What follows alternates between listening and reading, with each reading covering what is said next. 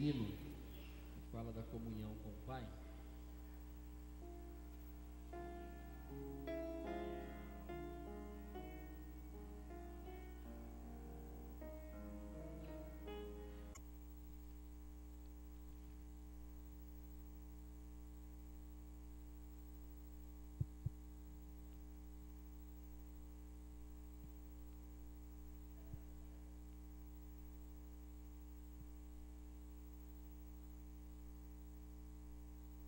Nesse domingo nós estamos dando a ênfase na comunhão com Deus, grande desafio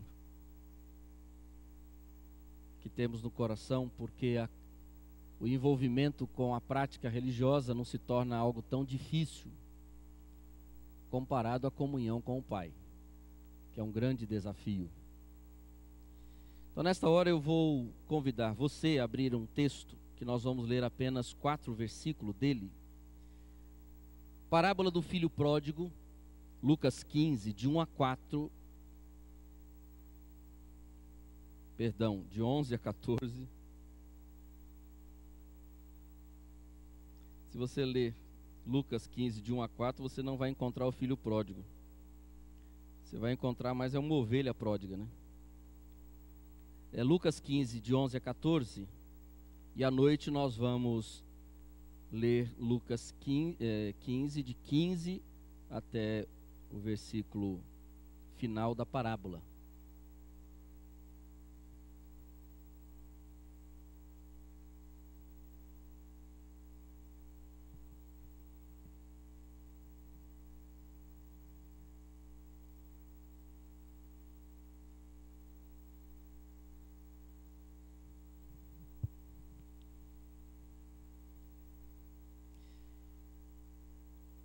Diz assim o texto: disse-lhe mais, certo homem tinha 2 filhos.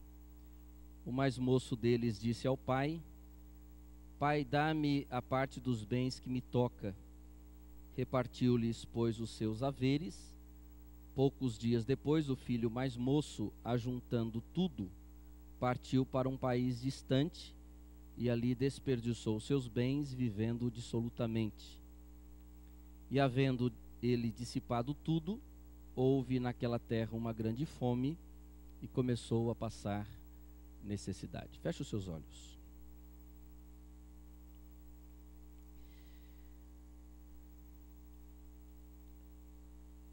Deus, nós temos aqui um texto falado por Jesus, saiu dos lábios do nosso mestre. Não foi escrito por nenhuma outra pessoa, não foi dito através dos lábios de nenhum outro homem, senão o próprio Senhor Jesus. E neste domingo, quando enfocamos a comunhão com o Senhor, nós entendemos e cremos que o maior interesse que o Senhor tem não é no nosso serviço, mas é na comunhão.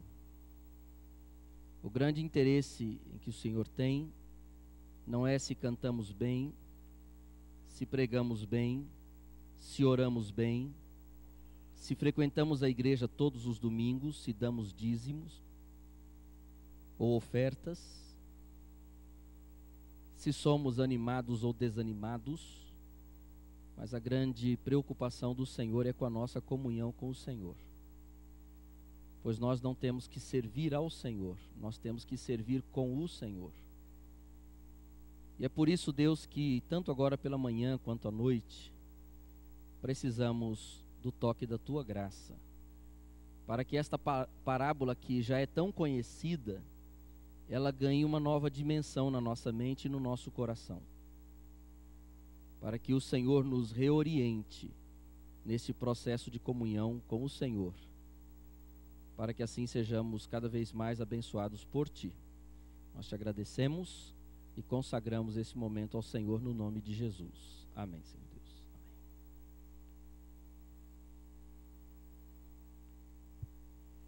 Parábola do filho pródigo não precisa dizer muito para a igreja, talvez para o novo convertido apenas uma explicação. parábola do filho pródigo foi colocada por Jesus quando, em um conjunto de parábolas, ele falou sobre o reino de Deus. E na sua explicação sobre o reino, ele fala sobre a parábola dos primeiros assentos, no capítulo 14 de Lucas. Depois ele fala sobre a parábola da grande ceia. Depois ele fala sobre a parábola acerca da renúncia. E depois ele fala sobre a parábola da ovelha e da dracma perdida. E depois ele fala sobre a parábola do filho pródigo. O que é uma parábola? Uma parábola é um texto montado, organizado, para falar sobre uma verdade. Então toda parábola só tem uma verdade. Ela pode ter várias aplicações.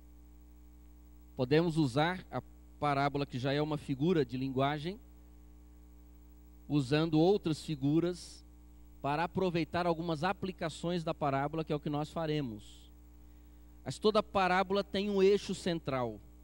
E o eixo central da parábola do filho pródigo é a comunhão do pai com os filhos. A parábola central do filho pródigo expressa como que o reino de Deus acontece na relação de comunhão familiar. A parábola do filho pródigo traz nesse eixo central a figura do relacionamento. Como Deus valoriza o relacionamento com ele. Então esse é o eixo da parábola do filho pródigo. Talvez possamos, na nossa caminhada cristã, irmãos, valorizar muitas coisas. E até brigar por muitas coisas. E assim já o fizemos em várias vezes. Já lutamos por vários sonhos, projetos. Mas eu fico me perguntando o que de fato para Deus tem valor. Para Deus tem valor a comunhão com Ele. Eu gosto muito daquele discipulado, Conhecendo Deus e Fazendo Sua Vontade, que a ênfase do discipulado, e até numa das frases do discipulado que chocou e choca a gente demais, assim, deixa a nossa mente pensativa, é quando o autor diz que Deus não está muito preocupado com o que nós fazemos para Ele. Deus está preocupado com o que Ele quer que nós façamos com Ele. Porque fazer as coisas para Deus, instintivamente, já vimos domingo passado, que o coração do homem é um coração de serviço. O coração do homem é um coração de adorador. Ele cria a imagem do seu Deus na mente e ele serve. E se você conversar com um católico, ele está servindo a Deus na mente dele. Para ele aquilo está ali realizando. Talvez haja um vazio, uma incompreensão, uma indefinição. Talvez existam erros, mas ele está adorando a Deus segundo o seu coração. Se você conversar com um muçulmano, ele está adorando a Alá de coração. Então o coração do ser humano é um coração de adorador. Então a questão não é a adoração, porque Deus é auto-adorado. Deus, se nós não adorarmos, ele vai continuar sendo Deus. Deus é auto-adorado.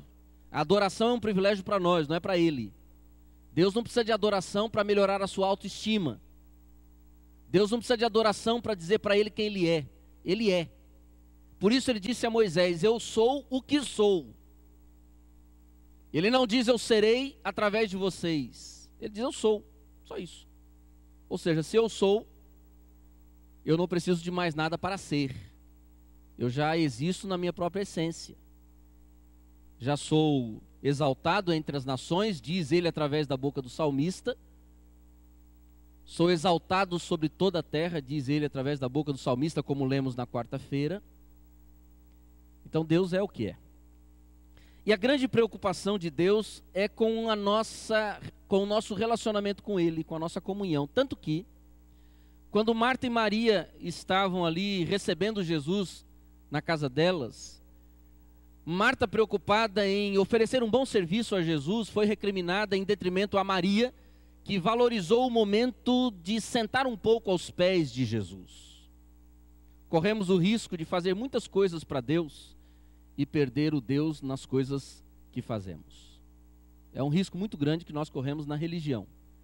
Dentro do cristianismo, na nossa relação com o Pai, a nossa prática cristã, corremos o risco de perder Deus nas coisas que fazemos para Deus. E aí sim, precisarmos rever a nossa comunhão com o Pai. Irmãos, o que motivou o desejo no coração daquele moço? Na casa do Pai, será que não havia o que era necessário para ele? O pai não sabia ser pai, o filho não se sentia como um filho, será que ele se sentia explorado? Nós pegamos com muita facilidade a experiência do filho pródigo e dizemos assim: o filho pródigo se encantou com o mundo e quis ir para o mundo, mas a parábola não diz isso. A parábola não diz isso. A parábola não diz que o pai falhou. A parábola não diz que o pai não sabia ser pai, a parábola não diz que o filho não era bem tratado, a parábola não diz nada disso, a parábola só nos torna conscientes de uma dinâmica no reino, que é a dinâmica de muitas vezes nós nos afastamos da presença, da comunhão com o Pai, mas nós não deixamos de ser filhos. Por isso toda a pastoral ela nos dá uma percepção e termina dizendo que uma vez que experimentamos a comunhão com Deus, caminhamos com o Pai, nós nunca vamos nos acostumar longe dele. Por isso que, irmãos, eu não tenho eu tenho medo das minhas palavras, mas eu preciso dizê-las, porque vai que um dia eu não possa dizer mais. Mas por isso que às vezes eu não entro em pânico quando alguém se afasta da igreja, porque eu tenho uma convicção no meu coração de que quem é de Jesus, na caminhada da igreja, uma hora essa pessoa vai perceber que a casa do Pai é muito mais preciosa do que o mundo. Eu não entro em desespero, porque Jesus não entrou em desespero, ele apenas mostrou a realidade, e quem é, vai se aproximar, vai ficar no mundo, vai, como diz o texto da pastoral, vai sair encantado e vai voltar machucado, mas vai voltar com seus prejuízos, mas vai voltar. O que nós temos que fazer é manter a comunhão com o Pai, porque senão a nossa comunhão com Deus parece que é uma eterna busca de resolver o problema dos outros. Senão a nossa comunhão com Deus ela é muito utilitarista. É Deus tentando abençoar a minha família, a minha casa, resolver os meus problemas. E Deus não quer ser um resolvedor de problemas. Deus não quer ser visto como uma varinha de condão para resolver os nossos dilemas humanos que são tão pequenos diante da eternidade. Deus quer relacionamento. Deus quer que nós nos agrademos dele. Agrada-te do Senhor e ele concederá os desejos do teu coração. Não fique tentando resolver o problema dos outros, porque quem é filho vai voltar para a casa do Pai. Vai voltar para a casa do Pai. Nós não vamos abandonar, mas nós não vamos fazer de Deus o nosso grande veículo apenas para buscar as pessoas que ele sabe que vai voltar e vão voltar em determinado momento. Então o que Deus quer de nós? Deus quer que mantenhamos com ele uma profunda comunhão, um profundo relacionamento. Nos agradar dele. As nossas orações expressam isso. Como Deus para nós é um mero objeto de resolver problemas. É como se Deus fosse uma máquina de refrigerante, que você pega uma moedinha de R$1, coloca lá e sai uma Coca-Cola. Ou se não é como aquela máquina de café, que você vai lá, coloca R$2 e sai um cappuccino. Ou se não, como aquela máquina de brinquedo, que você dá uma moedinha para a criança, ela vai lá, coloca a moedinha e sai uma bolinha. E Deus muitas vezes se sente como essa máquina que recebe um monte de moedinha, que são as nossas ofertinhas, para que Ele nos dê uma bençãozinha que venha nos deixar alegrinhos. E não é isso que Deus quer. Deus não teve todo o trabalho de entregar-se a si mesmo para ter com a gente uma relação apenas utilitarista. Não, Ele quer que a gente se agrade dele, goste dele, queira estar com ele, converse com ele, que a relação com Deus seja a relação de pai e filho. Hoje, agora pela manhã, eu quero pensar com você sobre quando o coração decide partir. Num momento da história daquele jovem, o coração dele disse: eu vou sair de casa. Eu não sei se você já teve algum filho, e aqui no sentido humano, que disse assim: pai, mãe, eu decidi morar sozinho, eu vou sair de casa. Talvez essa relação com Deus, ela seja meio difusa quando a gente pensamos assim, mas é esse sentimento de chegar num momento e você dizer assim: eu decidi sair de casa. Eu penso que todo afastamento da presença do Senhor é fruto de uma entrega pessoal a determinados estímulos que invadem e dominam o coração. Ninguém sai da presença de Deus da noite para o dia. Ninguém decide se afastar de Deus deliberadamente, conscientemente, salvo a pessoa não seja de fato filho. Como os discípulos lá em João decidiram sair da presença de Jesus, e Jesus disse: deixa aí, eles nunca fizeram parte da gente. Deixa aí. Não precisa entrar em estado de pânico, porque os discípulos se afastam de mim. Eles nunca fizeram parte da igreja, nunca fizeram parte do reino. Deixa ir. Porque aqueles que fazem parte do reino, eles vão e voltam. Eles não conseguem ficar longe de mim. O meu amor os atrai, como diz o profeta, dizendo lá a Israel: Deus seduziu vocês com o amor dele, e vocês não vão ficar longe do Senhor. Vocês vão voltar para o Senhor. Porque há um encanto divino sobre a alma do homem. Esse encanto divino que move o coração da alma do homem em direção a Deus. Esse encanto divino que move a alma do homem não em direção às coisas da religião. Muitas vezes nós nos entristecemos, nos apavoramos, ficamos preocupados, mas, meus irmãos, a minha experiência como pastor tem me levado a perceber algumas coisas muito preciosas. De que há um movimento natural na dinâmica do relacionamento entre o crente e Deus. E Deus sabe disso. E Deus sabe disso. E cada um com a sua experiência de vida vai perceber uma única coisa, que a preocupação maior de Deus é que nós tenhamos o nosso relacionamento com Ele aprofundado. E muitas vezes, para aprofundar o relacionamento com Deus, Deus precisa permitir que o filho saia, estrague e gaste toda a sua força e seus bens longe do pai, para que, em estando longe, ele valorize a casa do pai. Eu tenho desenvolvido um raciocínio quanto a filho de crente. Eu entendo de que todo jovenzinho que nasceu na igreja, se converteu, se batizou quando criança, vai um dia na sua vida passar por uma profunda experiência de crise espiritual, onde naquela crise espiritual ele vai ter que ter a sua definição de querer ficar do lado do pai. Já não é mais porque mamãe quer, já não é mais porque papai quer, já não é mais porque a vida dá certo ou errado, porque esse já percebeu que a dinâmica é outra, e ele decide de coração ficar perto do pai, talvez todo machucado, todo ferido, com as marcas da distância, mas perto do pai. É como disse o profeta: Deus, ainda que dê tudo errado, ainda que a figueira não floresça, não haja fruto na vide, não importa, eu quero me alegrar no Senhor, eu quero ficar com o Senhor. Mas, meus irmãos, o nosso evangelho contemporâneo está maculando o nosso relacionamento com Deus, que para nós tem bom relacionamento com Deus quem está dentro do nosso padrão.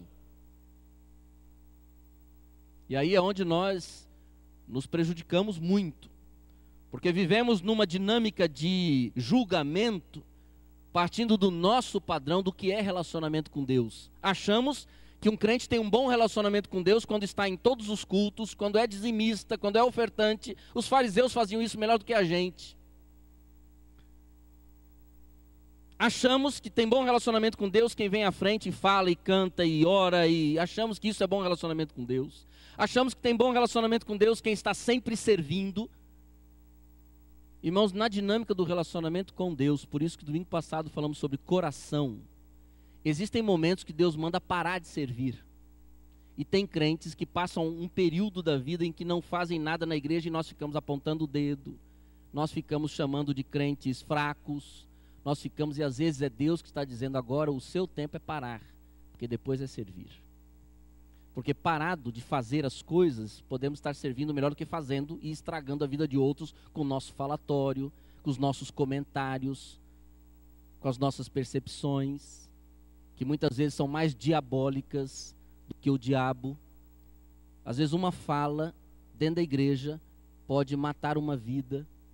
A fala daqueles que fazem em detrimento daqueles que não fazem, a fala daqueles que fazem em detrimento daqueles que estão começando a fazer. Irmãos, precisamos tomar muito cuidado, porque aquilo que nós falamos, diz a Bíblia, nós somos julgados por aquilo que nós falamos. E quando nós falamos, nós nunca avaliamos o relacionamento da pessoa com Deus. Porque avaliar o relacionamento da pessoa com Deus, só Deus consegue. Só Deus consegue. E na dinâmica da igreja, eu temo em dizer que muitas vezes, e temo em dizer e digo pelas estatísticas, de que muitas pessoas que estão cansadas de igreja é por culpa da própria igreja. À noite você vai entender isso um pouco mais. Mas agora de manhã também você vai perceber algo. Então isso tem rondado o coração, porque nós vamos percebendo de que a dinâmica com Deus é uma dinâmica muito diferente daquilo que nós pensamos. Então por isso que eu quis que você orasse e pensasse, porque agora eu não estou falando sobre o outro, estou falando sobre você. Não estou falando sobre você, estou falando sobre mim. E nós e Deus? Nós e igreja é fácil perceber, mas e nós e Deus? Existem algumas dinâmicas, alguns estímulos no coração de quem se afasta do Senhor, que não é meramente o pecado no sentido da palavra. E eu queria apresentar para você alguns estímulos que invadem o coração daqueles que decidem partir, para que nós pensemos em duas linhas de raciocínio. Primeiro, na dinâmica nossa em relação ao nosso relacionamento com Deus, para que nós venhamos fazer uma avaliação se não seremos nós um dia que pediremos a partida. Porque muitos que hoje estão fora, um dia estavam dentro. E muitos que estão dentro, pode ser que um dia estejam fora. É preciso perceber a dinâmica do coração.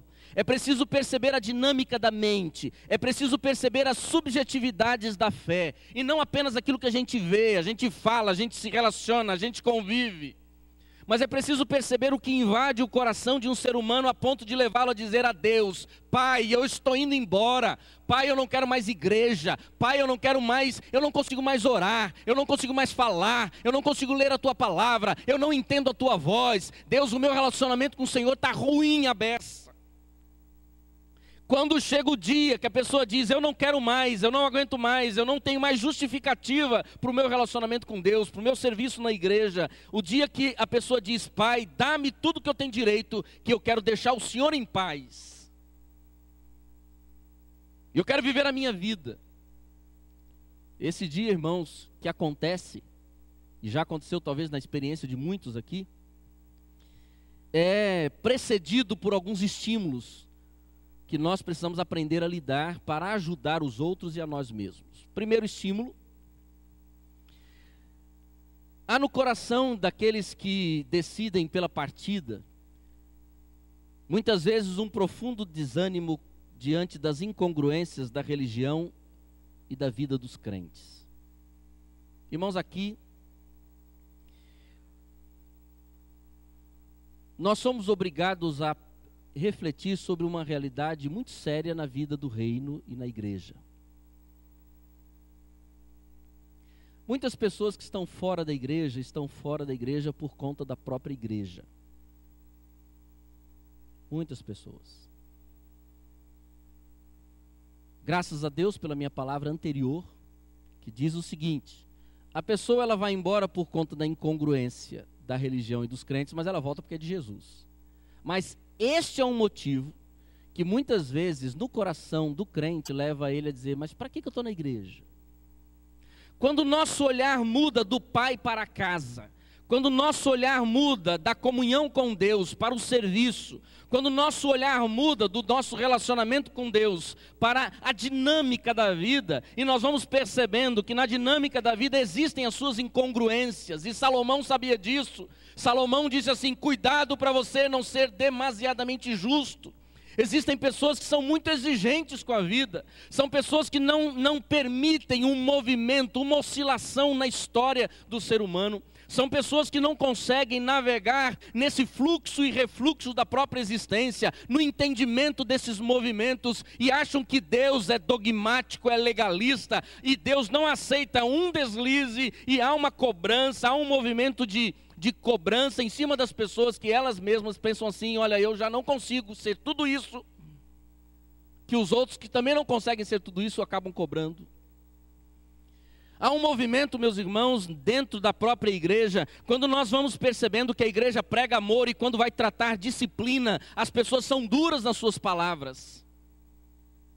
É uma incongruência com a religião que diz, é uma incongruência de uma religião que fala de família, mas o relacionamento não é de família. Temos que ter coragem, irmãos, para parar e pensar de que o nosso cumprimento na hora do culto, muitas vezes, é o distanciamento na rua. Parar para muitas vezes o nosso abraço no culto não nos leva a atravessar a rua para dizer: oi, irmão, tudo bem? Deus abençoe sua semana.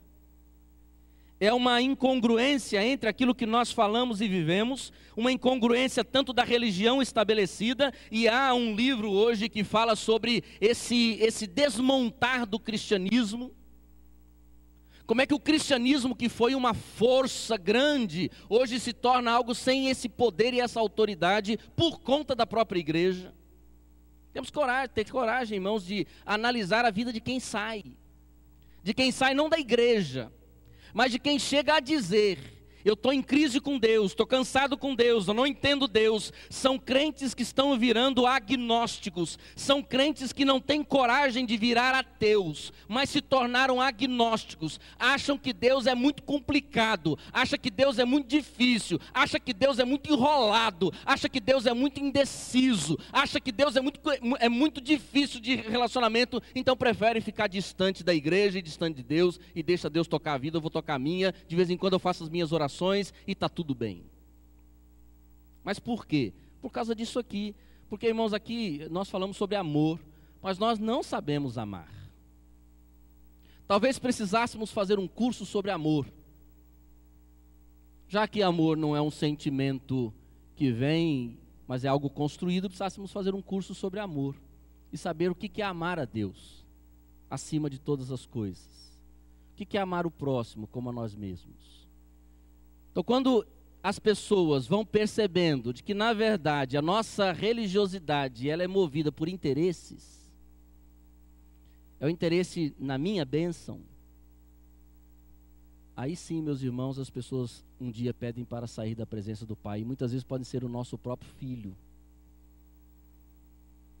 que sai por conta da nossa incongruência.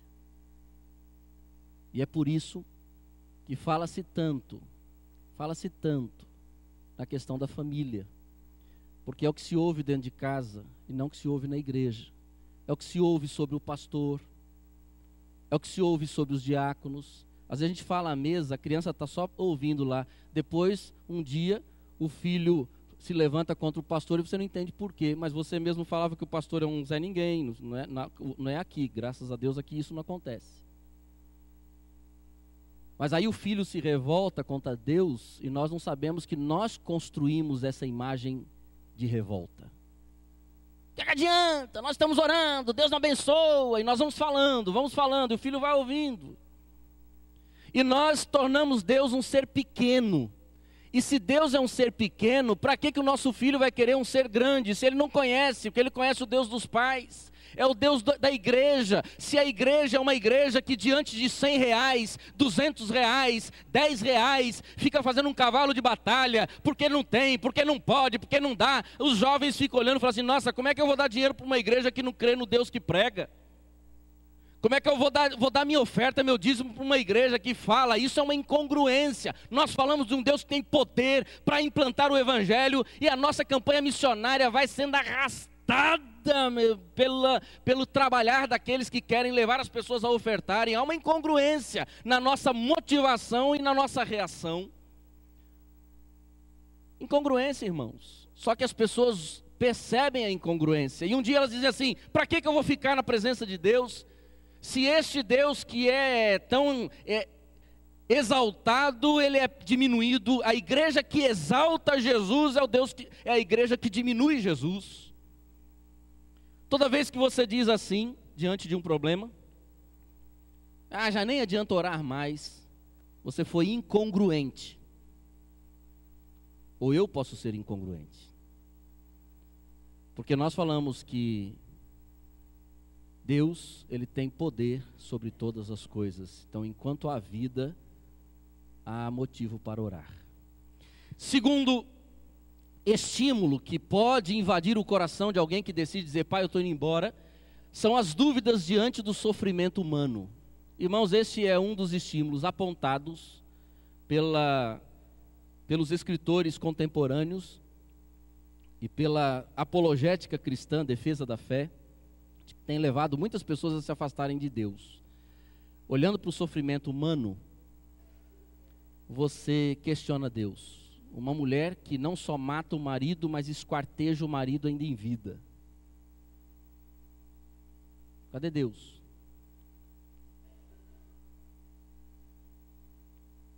Lá na Índia ou na China, não sei, isso eu ouvi também. Talvez vocês tenham visto. Se tiver no YouTube, alguém me fala, eu quero ver. Disse que uma criança foi atropelada, acho que foi na Índia, e ela foi atropelada e ficou jogada perto da sarjeta, e as pessoas continuavam passando naturalmente, ninguém parou para ajudar. Uma insensibilidade no coração do ser humano tamanha, que tem levado as pessoas a questionarem se vale a pena ficar perto de Deus. Que Deus é esse que deixa a humanidade passar pelo que passa? Por isso é que nós precisamos ensinar a Bíblia, irmãos. Porque senão a pessoa olha para o sofrimento humano e diz assim: que Deus é esse que deixa eu passar pelo que eu estou passando? Elas não têm resposta.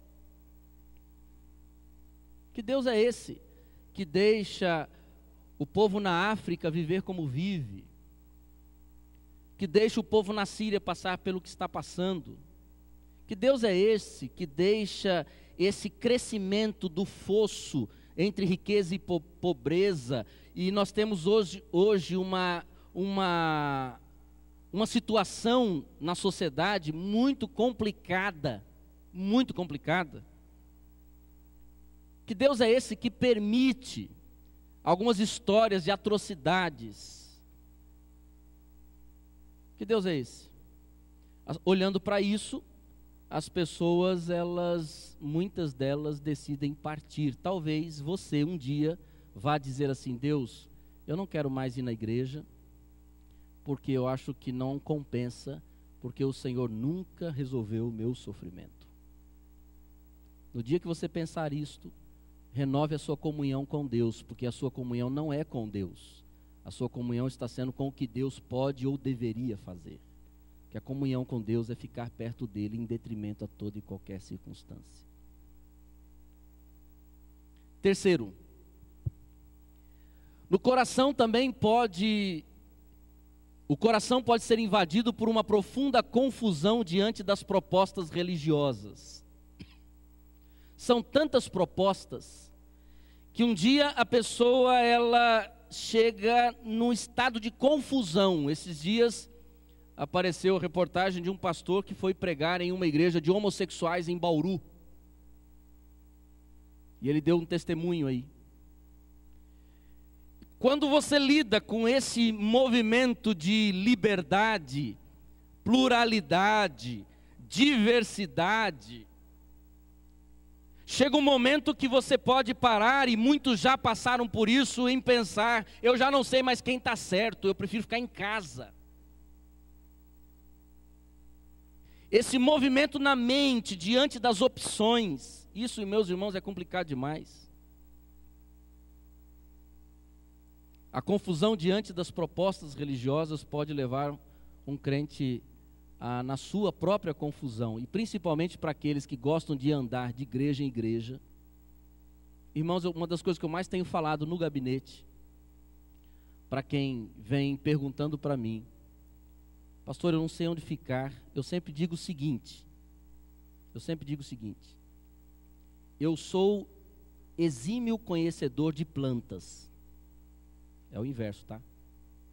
Eu não conheço nada. Mas na minha santa ignorância,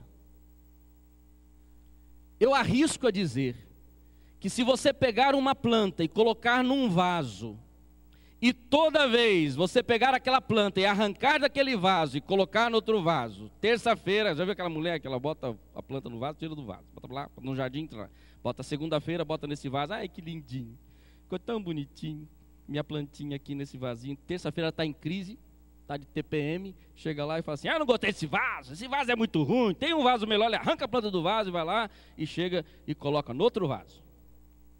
Coloca terça-feira a planta no outro vaso, aí diz assim, ai como ficou lindinho, quarta-feira está em crise, porque tem conta para pagar, fala, eu estou com raiva desse vaso, tira a planta e coloca a planta no outro vaso. Ah, nesse vaso, mas não, porque esse vaso ficou ruim, põe nesse vaso. Aí chega na quinta-feira, diz assim, a planta no vaso, ela não vai crescer, nunca vou botar no jardim. Tira a planta do vaso e coloca no jardim. Sabe quanto é que essa planta vai crescer, irmãos? Nunca. E tem muito crente que não cresce porque vive trocando de vaso o tempo todo. Fica na Assembleia de Deus, fica na Universal do Reino de Deus, daqui a pouco está na Quadrangular, daqui a pouco está na Batista, daqui a pouco está na Presbiteriana, daqui a pouco está na Metodista, está na igreja de lá, está na igreja de cá, porque ninguém nunca consegue trabalhar naquela planta, por isso aquela planta nunca dá fruto. Há tantas opções de igreja que as pessoas não param mais para crescer com o rebanho do Senhor. Elas estão preocupadas em o que a igreja pode oferecer, se é a igreja mais animada, se é mais desanimada, se tem bateria, se não tem bateria, se bate palma. Deus está preocupado com isso, Deus está preocupado com a nossa relação com Ele. E não existe maturidade cristã, aprofundamento na relação com Deus, se não houver tempo. Ah, pastor, mas eu vou mudar de igreja porque eu cometi um erro e eu já não consigo mais me relacionar com os irmãos. Vai para outra. E aí, meus irmãos, não amadurece nunca. Nós só amadurecemos quando a planta está na terra. E aquela terra que conhece a nossa raiz, sabe da nossa história, e investe em nós, investe na planta, joga água na hora certa, joga ali todos os ingredientes que a planta precisa na hora certa. Nós precisamos, meus irmãos, em meio a essa confusão diante das propostas, definir o nosso coração, onde nós queremos crescer, onde nós queremos amadurecer, que povo nós queremos abençoar, de que povo nós queremos receber unção e autoridade. Mas muitos, por conta da confusão diante das propostas, acabam se afastando de Deus. E o diabo sabe disso, que a maior estratégia de Satanás é a confusão. Ele confunde a nossa mente. E aí, não, porque a igreja melhor é a igreja isso, igreja melhor é pentecostal, a igreja melhor é tradicional, a igreja melhor é neopentecostal, a igreja melhor é treta pentecostal, a igreja melhor é... E aí, meus irmãos, só Jesus Cristo salva. Não existe igreja melhor. Existe um Deus melhor. Ou tem comunhão com Ele ou não tem. Pode falar em línguas, não falar em línguas, conhecer a Bíblia ou não conhecer a Bíblia. Pode, não adianta. Ou tem comunhão com Deus ou não tem. Porque o resto é para nós. Não é para Deus. Porque Deus que olha o nosso coração, Ele sabe quando nós falamos, mas na verdade o nosso coração está cheio de julgamento. O nosso coração está lá num momento de oração, mas não está na verdade pensando, Deus, eu estou aqui com meus irmãos que são tão amados quanto eu sou. Eu estou aqui com meus irmãos que são carentes como eu sou, são pecadores como eu sou. Deus, eu preciso é do Senhor, eu não preciso é da forma, do jeito, eu preciso é do Senhor. E há um movimento que é visível, meus irmãos. São a nossa valorização da quantidade nos cultos. Tem gente que diz assim, não vou culto de quarta-feira que tem pouca gente. Então, para mim, eu prefiro que fique em casa. Sabe por quê, meus irmãos? Porque culto não é para se acompanhar quantidade. Culto é para adorar a Deus. Onde estiverem 2 ou 3, ali há adoração. Por isso eu preparo uma mensagem. Se tiver a igreja cheia, se tiver 5 pessoas, eu vou pregar com a mesma autoridade, com a mesma vivacidade. Por quê? Porque quem está num ato de adoração, pensando em quem não está no ato de adoração, vai perder de vista quem de fato está no ato de adoração, que é o Senhor. E muitas vezes na igreja nós somos tão preocupados com quem não veio, que perdemos de vista a presença daquele que veio, que é Jesus. Perdemos de vista aquele que lá está, e nós ficamos diante dessa confusão em que achamos que Deus está onde está a multidão. Eu ouvi de um determinado bispo, Edir Macedo, que eu não vou dizer o nome, há algum tempo atrás, eu estava no meu carro e ele dizia assim: se você encontrar uma igreja com a porta aberta, com poucas pessoas, não entre, porque Deus não está lá. E graças a Deus que está na internet, se o Adonias estiver gravando. E eu quero dizer, em alto e bom tom, que Deus não está onde está a multidão, porque Deus está no coração do quebrantado e contrito. É no coração do quebrantado e contrito. Às vezes na multidão está o espírito de engano. Às vezes na multidão está no espírito de interesse. E é por conta dessa confusão que as pessoas vão para lá, vêm para cá, ficam escolhendo culto, escolhendo igreja, e no fim acabam se afastando do próprio Senhor. Mas também um outro estímulo que invade o coração são os pecados que dominam o próprio coração. Já é dito pelo profeta Isaías, de que os nossos pecados fazem separação entre nós e Deus. Irmãos, qual é o maior problema de quem peca? É da pessoa que peca. Às vezes nós ficamos tão preocupados com quem peca, que nós esquecemos de orar por quem peca, de entender que o maior problema de quem peca é quem peca. É porque a pessoa que entra num processo de pecado, ela vai distanciando o seu coração de alguns relacionamentos e momentos profundos com a presença do Senhor. Então a igreja deveria ser um lugar de acolhimento, não de julgamento. Porque dizer para uma pessoa que pecou, que ela pecou, é dizer o óbvio. É um desserviço. É um desserviço. Porque quem decide por um caminho sabe o caminho que decidiu. Os pecados dominam o coração e eles vão nos afastando de uma comunhão mais estreita com Deus. Isso é muito claro, muito visível. O que precisa ser detectado é antes. Mas quando isso acontece, meus irmãos, na verdade, o que nós deveríamos fazer? Deveríamos acolher e dizer: nós vamos te ajudar a voltar para Deus. Esse deveria ser o papel da igreja. E por último, o desejo de conhecer a vida longe da casa do pai. Eu fiquei pensando na vida daquele filho que olhava para um lado e disse: eu já conheço, já sei, não tem graça, eu quero uma vida com mais movimento, eu quero desfrutar da minha liberdade.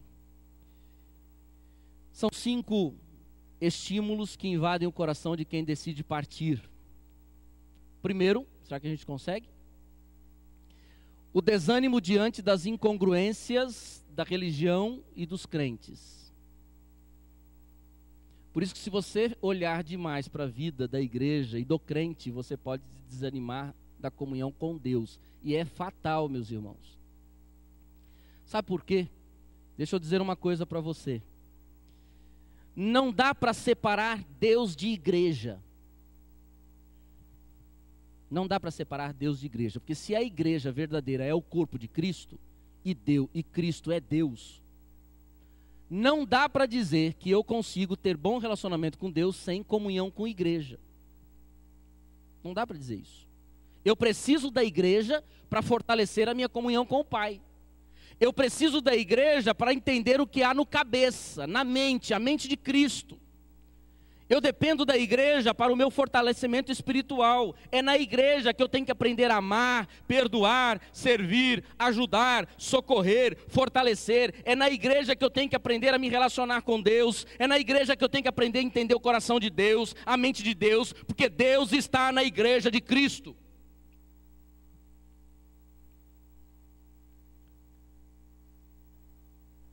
Precisamos valorizar a igreja apesar daquelas incongruências que muitas vezes encontramos pelo caminho. As dúvidas diante do sofrimento humano. Também a confusão diante das propostas religiosas, os pecados que dominam o coração e o desejo de conhecer a vida longe da casa do Pai. São estímulos que invadem o coração daqueles que um dia chegam para Deus e dizem assim: dá-me a parte dos bens que me toca, porque eu quero partir.